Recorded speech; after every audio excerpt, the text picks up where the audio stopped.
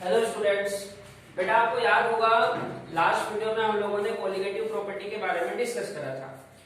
आज हम लोगों को डिस्कस करना है वांट हाफ फैक्टर। ठीक है, क्या डिस्कस करना है? Want Hoff factor. अच्छा, ये जो वांट हाफ फैक्टर होता है इसको बेटा आई से दर्शाया जाता है। ठीक है, किससे दर्शाया जाता है? आई से। आई से इसको डिनोटेट करते हैं। होता क्या है सुनो, एक साइंटिस्ट है वांट हाफ। कौन थे? Want half. जो वांट हाफ साइंटिस्ट थे, इन्होंने एक फैक्टर दिया जिसको उनके नाम के ऊपर वांट हाफ फैक्टर कहा गया और हम उसको आई से दर्शाते हैं। होता क्या है, जो कोलिगेटिव प्रॉपर्टी होती है, अणुसंख्यक गुणधर्म, उनके ऊपर सॉल्यूट पार्टिकल्स का क्या प्रभाव पड़ता है, उसके मापन को वांट हाफ फैक्टर कहा जाता है। यदि सरल भाषा में कहें तो जो अणुसंख्यक गुणधर्म होते हैं उनके ऊपर विलेय पदार्थ के कणों का प्रभाव वांट हाफ फैक्टर द्वारा मापा जाता है।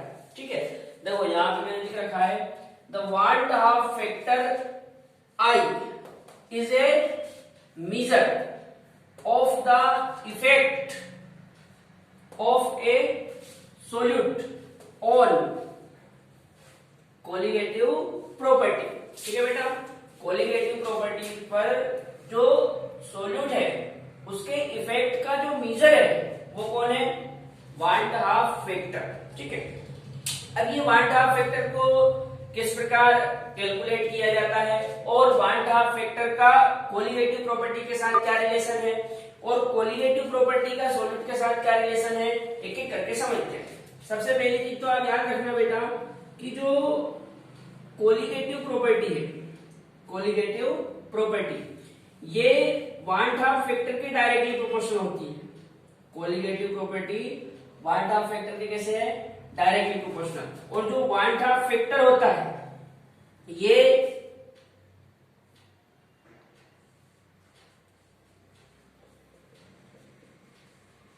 क्वांटिटी ऑफ सोल्यूट, मतलब सोल्यूट की जो क्वांटिटी होती है उसके डायरेक्टली प्रोपोर्शनल होता है। अब आप समझो, जब सोल्यूट की क्वांटिटी बढ़ेगी, क्वांटिटी मतलब मात्रा, तो जब सोल्यूट की मात्रा बढ़ेगी तो वांट हाफ फैक्टर भी बढ़ेगा और वांट हाफ फैक्टर यदि बढ़ेगा तो कोलिगेटिव प्रॉपर्टी भी बढ़ेगी।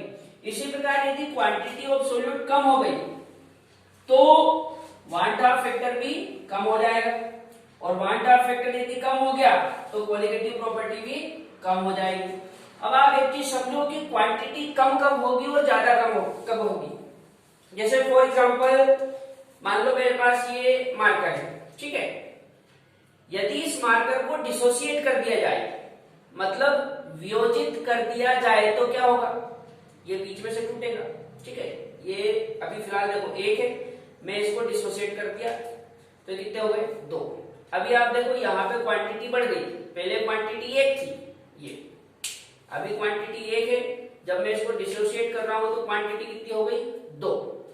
इसका मतलब ये है कि डिसोसिएट करने पर, वियोजित करने पर सॉलिड की क्वांटिटी बढ़ गई। सॉलिड की क्वांटिटी बढ़ने से वांट हाफ फैक्टर भी बढ़ेगा और वांट हाफ फैक्टर के बढ़ने से कोलिगेटिव प्रॉपर्टी भी बढ़ेगी।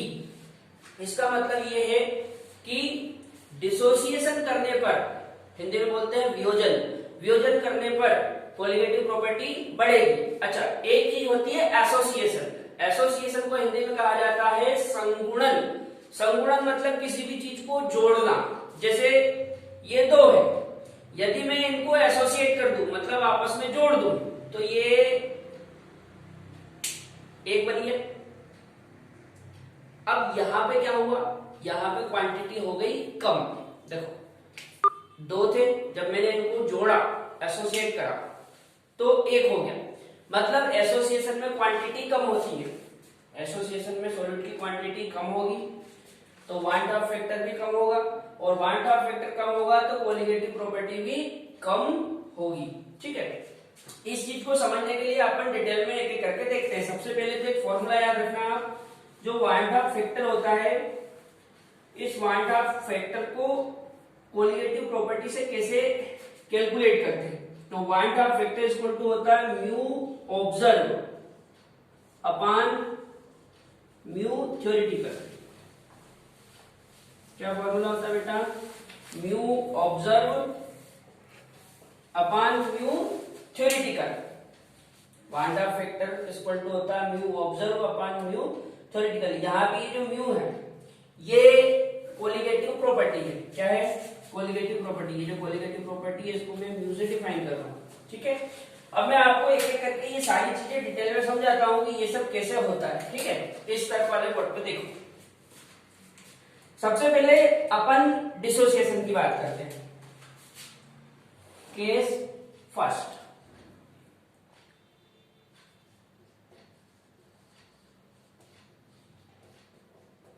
Dissociation equal to 100%।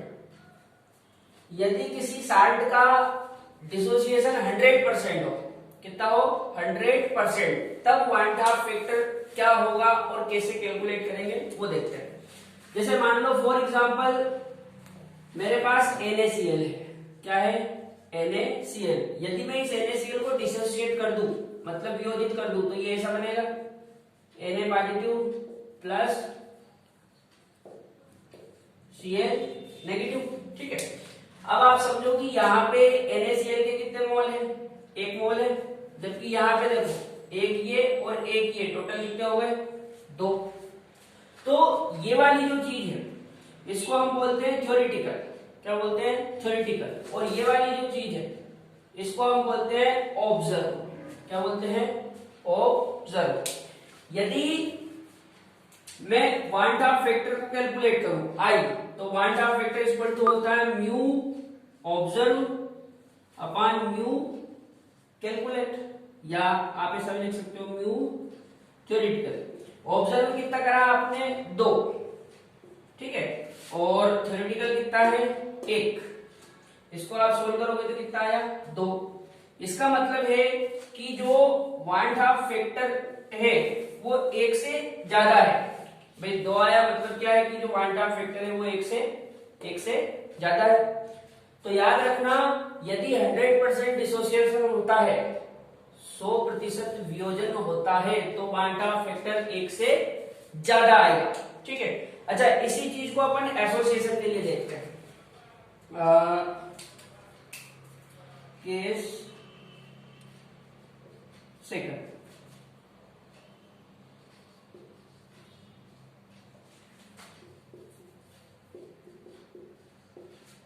Association equal to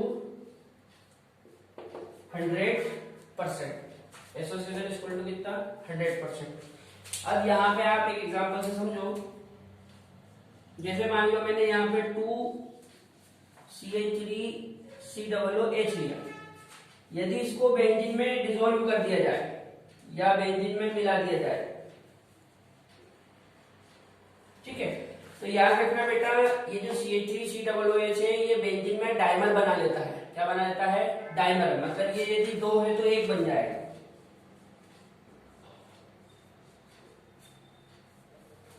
ये इस तरह से।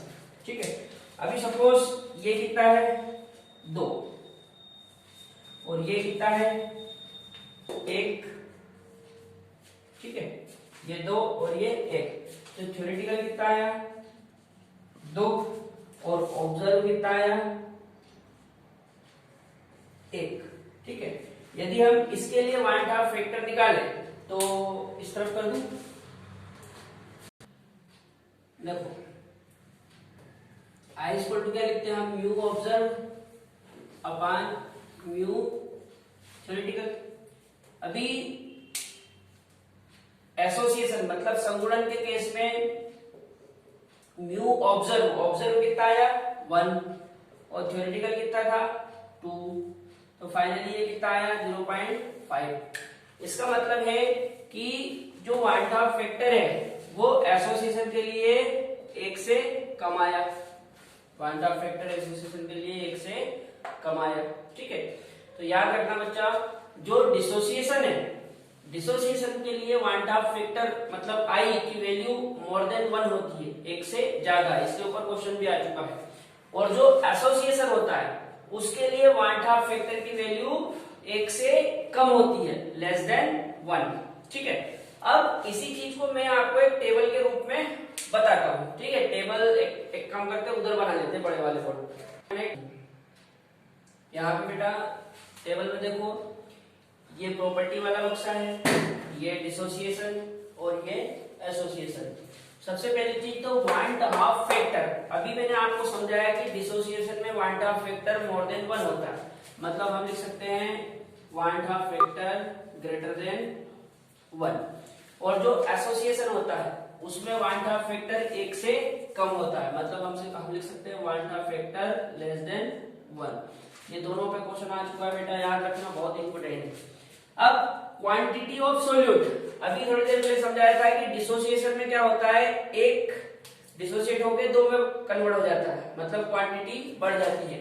तो डिसोसिएशन में क्वांटिटी बढ़ेगी, ठीक है, तो ये ऊपर एरो लगा दिया, ये ऊपर एरो का मतलब क्वांटिटी बढ़ रही है। और एसोसिएशन में क्या होता है, यदि 2 है तो संगुणित होके एसोसिएट होके और 1 हो जाएगा, मतलब यहाँ पे क्वांटिटी कम हो जाएगी, ठीक। अच्छा, कोलिगेटिव प्रॉपर्टी, अभी आपको समझाया था कि colligative property want Hoff factor के डायरेक्टली प्रोपोर्शनल है, और जो वांट हाफ फैक्टर है वो डिसोसिएशन में ज्यादा आता है, इसलिए कोलिगेटिव प्रॉपर्टी भी ज्यादा होगी। लेकिन एसोसिएशन में वांट हाफ फैक्टर कम हो जाता है, इसलिए कोलिगेटिव प्रॉपर्टी भी कम हो जाएगी। अच्छा, अगली चीज है मोलर मास। अब एक चीज समझो बेटा, डिसोसिएशन में क्या होता है, यदि एक कंपोनेंट है तो वो डिसोसिएट होके इस तरह से 2 में बदल जाएगा। अब कहीं ना कहीं जब 1 था तो उसका मास ज्यादा था, लेकिन जब 2 हुआ तो मास कहीं ना कहीं कम हो गया, ठीक है ना। तो यहाँ पे क्या होता है, डिसोसिएशन में जो मोलर मास है वो कम हो जाएगा, और एसोसिएशन में क्या होता है, 2 जुड़ के 1 बना लेते हैं, इसलिए मास क्या हो जाएगा, बढ़ जाएगा। तो यहाँ पे मोलर मास बढ़ जाता है, ठीक है। अब आप एक चीज समझो, कोलिगेटिव प्रॉपर्टी बढ़ने पर मोलर मास कम हो रहा है, और कोलिगेटिव प्रॉपर्टी के कम होने पर मोलर मास ज्यादा हो रहा है। इसका मतलब ये है कि जो कोलिगेटिव प्रॉपर्टी है वो मोलर मास कैसी है, इनवर्सली है। कोलिगेटिव प्रॉपर्टी मोलर मास की कैसी है, इनवर्सली। तो यहां से हमारा एक और फॉर्मूला बन जाता है, सुनो क्या, हम I इक्वल टू लिखते हैं म्यू ऑब्जर्व अपान म्यू थ्योरेटिकल। ये कोलिगेटिव प्रॉपर्टी है, और चूंकि कोलिगेटिव प्रॉपर्टी मोलर मास के अपोजिट है, तो हम क्या लिख सकते हैं, इक्वल टू म्यू ऑब्जर्व है, तो यहां पे लिखेंगे अपन ऑब्जर्व मोलर मास, ठीक है। और नीचे ये थ्योरेटिकल है, तो थ्योरेटिकल इधर ऊपर होगा, तो यहां पे लिखेंगे थ्योरेटिकल मोलर मास। कुछ समझ में आ रहा है बेटा, कोलिगेटिव प्रॉपर्टी और मोलर मास एक दूसरे के अपोजिट होते हैं, व्युत्क्रमानुपाती होते हैं, इनवर्सली होते हैं। मतलब यदि म्यू ऑब्जर्व ऊपर है तो ऑब्जर्व मोलर मास यहाँ पे नीचे आएगा, और यहाँ पे कोलिगेटिव प्रॉपर्टी जो थ्योरेटिकल कोलिगेटिव प्रॉपर्टी है वो यदि नीचे है तो यहाँ पे थ्योरेटिकल मोलर मास ऊपर जाएगा। अच्छा, ये जो थ्योरेटिकल मोलर मास है इसी को बेटा नॉर्मल मोलर मास कहा जाता है। क्या बोलते हैं, नॉर्मल मोलर मास, सामान्य आणविक द्रव्यमान। और ये जो ऑब्जर्व मोलर मास है इसको कहा जाता है एबनॉर्मल मोलर मास, असामान्य मोलर द्रव्यमान, ठीक है। यहाँ पे मैं इसको बक्से में बंद कर देता हूं, ये याद रखना बहुत इंपॉर्टेंट है। एक बार फिर से सुन लो, I इक्वल टू ये ऑब्जर्व कोलिगेटिव प्रॉपर्टी और ये थ्योरेटिकल कोलिगेटिव प्रॉपर्टी, ये थ्योरेटिकल मोलर मास और ये ऑब्जर्व मोलर मास। यहाँ पे लिखा है नॉर्मल मोलर मास और यहाँ पे लिखा है एबनॉर्मल मोलर मास, ठीक है। ये चीज समझ में आई आपको। अब इसमें जो सबसे ज्यादा क्वेश्चन आते हैं वो डिसोसिएशन के ऊपर आते हैं, ठीक है बेटा। पिछले 2-3 सालों में डिसोसिएशन के ऊपर सबसे ज्यादा क्वेश्चन आए। कोई भी 60 दे देते हैं और पूछते हैं कि भैया बताओ इसका वांट ऑफ फैक्टर क्या होगा जब इसका 100% डिसोसिएशन होगा। तो मैं आपको एक ट्रिक से इस तरफ समझा देता हूँ। जैसे फॉर एग्जांपल यहाँ पे मान लो अपन ने साल्ट लिया कोई भी, ठीक है, यहां पे देख लेंगे उस साल्ट का आयोनाइजेशन इस तरफ,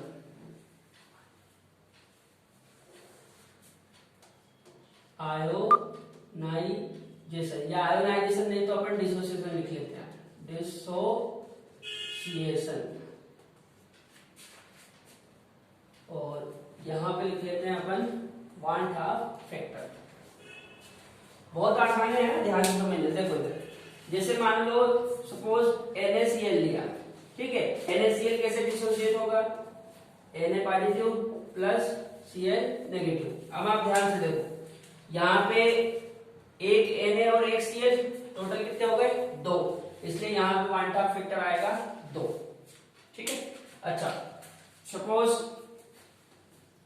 MgSO4, यदि इसको डिसोसिएट करेंगे तो ये ऐसे डिसोसिएट होगा, Mg प्लस SO4, SO4 पे 2 माइनस आते हैं तो Mg पे 2 प्लस।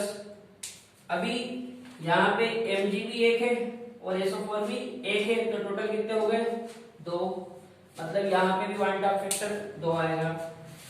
जैसे Al2SO4 का होल थ्राइस, ये कैसे डिसोसिएट होगा, एल्यूमिनियम कितने 2, तो आप लिख दो 2 एल्यूमिनियम प्लस SO4 कितने 3, तो आप लिख दो 3SO4। उसके बाद ये जो 2 है ये इसके सर पे चार्ज लगा दो तो यहाँ पे 2 माइनस, और ये जो 3 है ये इसके सर पे लगा दो तो यहाँ पे 3 प्लस।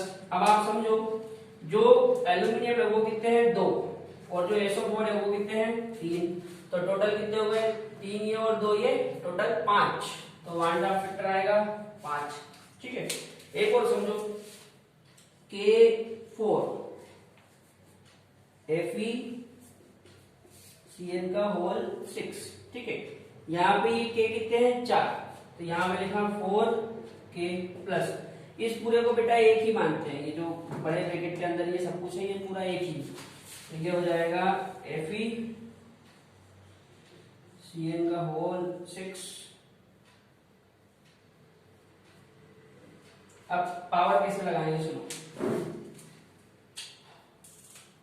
ये 4 है तो ये 4 इसके सर पे जाएगा तो यहाँ पे 4 नेगेटिव, और ये पूरा 1 है तो इसके सर पे 1 पॉजिटिव। अच्छा टोटल ये 4 है और ये टोटल 1 है, तो 4 और 1 टोटल कितने हो गए 5, तो यहाँ पे वन हाफ फैक्टर आएगा 5, ठीक है बेटा। बहुत आसान है, कुछ नहीं करना है, केवल आप उसको डिसोसिएट करो और डिसोसिएट करने के बाद टोटल आयन को काउंट कर लो तो आपका वन हाफ फैक्टर आ जाएगा। अब यहाँ पे मैंने आपको डिसोसिएशन के लिए वन हाफ फैक्टर बता दिया, एसोसिएशन के लिए वन हाफ फैक्टर बता दिया, लेकिन ये 100% के लिए है। यदि 100% से कम डिसोसिएशन हो और 100% से कम एसोसिएशन हो तब वन हाफ फैक्टर कैसे कैलकुलेट करेंगे, उसके लिए एक शॉर्टकट तरीका आपको मैं समझा देता हूँ, ठीक है। इस तरफ देख लेते हैं, याद रखना बेटा, इसको अपन केस थर्ड नाम दे देते हैं, ठीक है। Dissociation not equal to 100%। यहाँ पे डिसोसिएशन 100% नहीं है, मतलब 100% से कम होगा। अब वो कम कुछ भी हो सकता है, ठीक है, लेकिन 100% नहीं होगा। जब डिसोसिएशन 100% नहीं हो तब वन हाफ फैक्टर को आपको ऐसे कैलकुलेट करना है, I equal to 1 minus alpha plus n alpha. याद रहेगा formula, I one half factor है, one half factor equal to 1 minus alpha plus n alpha. यहाँ पे ये जो अल्फा है ये डिसोसिएशन का परसेंटेज है, वियोजन की प्रतिशत मात्रा, और ये n मोल है और ये अल्फा वही परसेंटेज डिसोसिएशन, ठीक है। अच्छा केस 4,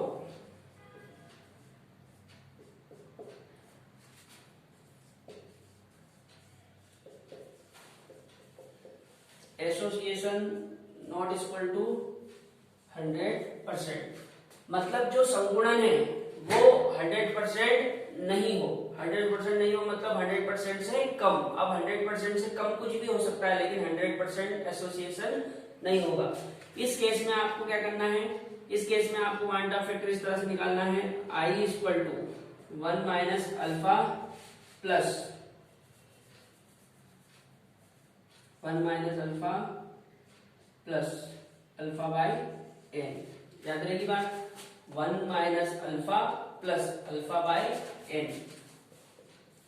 यहां पे आपको बता दूं बेटा, ये जो अल्फा है ये है एसोसिएशन का परसेंटेज, मतलब संगुणन की प्रतिशत मात्रा, और n क्या है, मोल।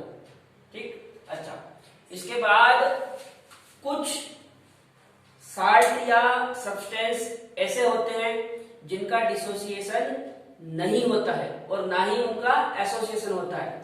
तो ऐसे सब्सटेंस जिनका ना तो एसोसिएशन होता है और ना ही डिसोसिएशन होता है, उनके लिए पॉइंट ऑफ फैक्टर हमेशा 1 आता है। ठीक है, ये कौन कौन से पदार्थ होते हैं वो मैं इस तरफ लिख देता हूं। इस तरफ देखो बोर्ड पे, याद रखना बेटा, एक तो शुगर, ठीक है, दूसरा सुक्रोज।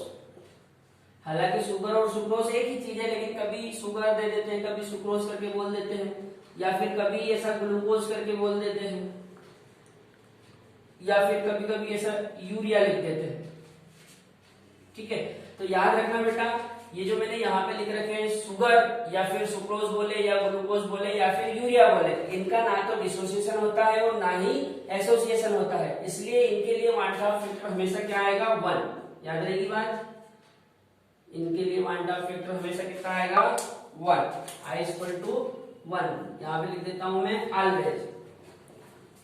मतलब एसोसिएशन बोले या डिसोसिएशन बोले, इनके लिए पॉइंट ऑफ फैक्टर हमेशा क्या होगा, 1। याद रहेगी बात। अब एक आखिरी चीज और देख लेते हैं, पॉइंट ऑफ फैक्टर और कोलिगेटिव प्रॉपर्टी के बीच रिलेशन क्या है। हम इतनी देर से पढ़ रहे हैं लेकिन रिलेशन अभी तक हमने नहीं देखा, तो यहाँ पे मैं हेडिंग बना देता हूं, relation between point of factor and colligative property. यदि आपको याद हो तो हमने 4 कोलिगेटिव प्रॉपर्टियां पढ़ी थी। कितनी पढ़ी थी, 4। पहला क्या था, पहला था P नोड 1 माइनस P1 अपान P नोड 1, और इसको हमने कहा था relative logging off vapour pressure. ठीक है, और इसको x2 लिखा था इस तरफ। दूसरी कोलिगेटिव प्रॉपर्टी थी डेल टी एफ, इसके इक्वल टू लिखा था अपन ने kf इंटू मोलारिटी। अच्छा, जो तीसरी कोलिगेटिव प्रॉपर्टी थी वो थी डेल टी बी, इसको हमने लिखा था kb इंटू मोलारिटी। और जो फोर्थ कोलिगेटिव प्रॉपर्टी थी ऑस्मोटिक प्रेशर, इसको लिखा था पाई इक्वल टू CRT। अब आप समझो, स्टार्टिंग में हमने क्या पढ़ा था कि जो कोलिगेटिव प्रॉपर्टी है वो पॉइंट ऑफ फैक्टर के डायरेक्टली प्रोपोर्शनल होती है। यहां पे लिख दूं, जो I होता है वो डायरेक्टली प्रोपोर्शनल होता है किसके, कोलिगेटिव प्रॉपर्टी के। इसका मतलब ये है कि कोलिगेटिव प्रॉपर्टी के बढ़ने के साथ ये सारी चीजें बढ़ेगी और घटने के साथ ये सारी चीजें घटेगी। तो यदि पॉइंट ऑफ फैक्टर के बढ़ने के साथ ये सारी चीजें बढ़ेगी और घटने के साथ ये सारी चीजें घटेगी, तो करना कुछ नहीं है, आपको केवल पॉइंट ऑफ फैक्टर से मल्टीप्लाई कर देना है। ये हो गया। ऐसे ही यहाँ पे पॉइंट ऑफ फैक्टर से मल्टीप्लाई कर दो, ऐसे ही यहाँ पे पॉइंट ऑफ फैक्टर से मल्टीप्लाई कर दो, और ऐसे ही यहाँ पे। ठीक है बेटा, कुछ नहीं करना है, केवल आपको पॉइंट ऑफ फैक्टर से सभी कोलिगेटिव प्रॉपर्टियों में मल्टीप्लाई करना है। ठीक, यहाँ पे मैंने आपको पॉइंट ऑफ फैक्टर के बारे में डिटेल में सारी चीजें बता दी है, और यहाँ पे हमारा चैप्टर भी खत्म हो जाता है। अब नेक्स्ट वीडियो में हम लोग नेक्स्ट चैप्टर के बारे में डिस्कस करेंगे। ठीक है।